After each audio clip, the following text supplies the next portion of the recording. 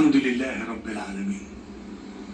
السيدات والسادة، أصحاب الجلالة والفخامة والسمو والمعالي، ضيوف مصر الكرام، الشعب المصري العظيم، السلام عليكم ورحمة الله وبركاته.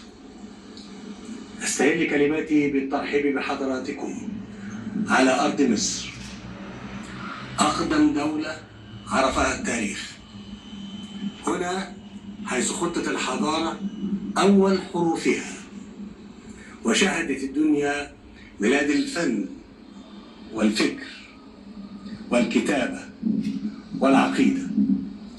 لقد ألهمت مصر القديمة شعوب الأرض قاطبة، ومن ضفاف النيل انطلقت أنوار الحكمة لتضيء طريق الحضارة والتقدم الإنساني، معلنة أن صروح الحضارة تبنى في أوقات السلام وتنتشر بروح التعاون بين الشعوب.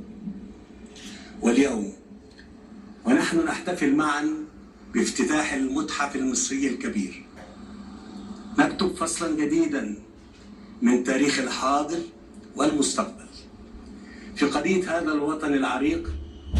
فهذا أكبر متحف في العالم مخصص لحضارة واحدة، حضارة مصر التي لا ينقضي بهاؤها.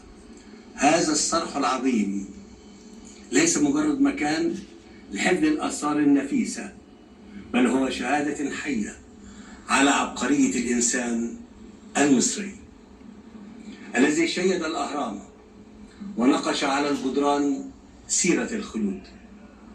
شهادة